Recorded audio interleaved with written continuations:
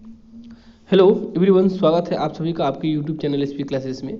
इस लेक्चर में हम लोग ये देखेंगे कि जब घरों में स्टेयर बनता है तो उसमें बहुत सारी समस्या आती है कि क्या चीज़ कितनी लेंथ की होनी चाहिए, कितने इंच की होनी चाहिए, राइजर क्या होता है, थ्रेड क्या होता है, थिकनेस ऑफ स्लैब क्या होता है, विड्थ क्या होता है, लैंडिंग कितनी होनी चाहिए। इसमें बहुत सारी समस्या आती है। तो इसके लिए ये लेक्चर हम बनाए कि देखिए कि एग्जाम्पल के तौर पर हम यहाँ पर एक स्टेयर का मॉडल बना रहे हैं। तो ये जो पार्ट होता है ये हमारा राइजर होता है। तो राइजर को ध्यान देना है कि जो राइजर की हाइट होती है वो राइजर की हाइट जो है वो 6 इंच से अधिक नहीं होनी चाहिए। तो राइजर की हाइट कितनी होनी चाहिए? 6 इंच। यानी कि जो ये हाइट होगी ये कितनी होनी चाहिए? 6 इंच होनी चाहिए। और थ्रेड की बात करते हैं कि जिस पर हम लोग पैर रखकर चढ़ते हैं इसकी जो लेंथ होनी चाहिए वो क्या है? 12 इंच। अगर स्पेस कम है तो लोग जनरली 9 इंच का भी बनवा लेते हैं। तो मैक्सिमम क्या होना चाहिए? 12 इंच होनी चाहिए। 12 इंच होने से आपको ये फायदा रहेगा, अगर स्पेस लेंथ स्टेयर के लिए बहुत ज़्यादा है और सफिशियंट है तो आप उसको कितना रखिए?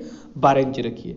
देन अगली बात आती है कि फ्लाइट थिकनेस कितनी होनी चाहिए। जब स्टेयर ढल जाता है तो इसके नीचे का जो ये स्पेस होता है, ये थिकनेस जो होता है ये कितना होना चाहिए?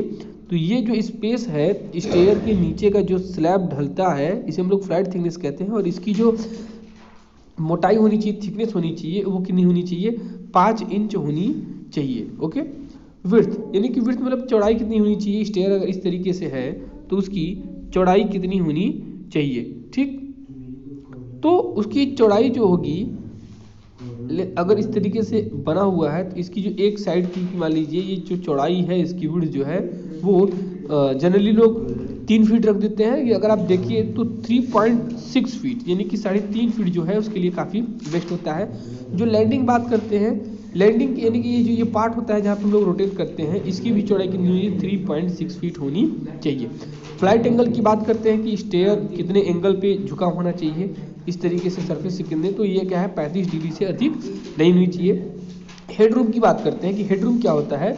तो हेडरूम के लिए मैं आपको बता दूं, हेडरूम क्या होता है कि जैसे ही जो स्टेयर ये पार्ट है तो यहाँ से चढ़ने के लिए जो ये स्लैब की हाइट होनी चाहिए ये एटलीस्ट कम से कम कितनी फीट होनी चाहिए? 8 फीट होनी चाहिए।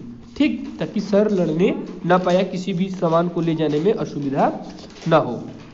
और अगली बात करते हैं रेलिंग की। तो जो रेलिंग लगी होती है वो रेलिंग की हाइट हम लोग कितनी देते हैं? तो रेलिंग की हाइट होती है 3 फीट। ओके। तो ये सारी चीज़ें आप अगर जानते हैं तो आपको स्टेयर बनाने में कोई दिक्कत नहीं होगी। Okay, thank you.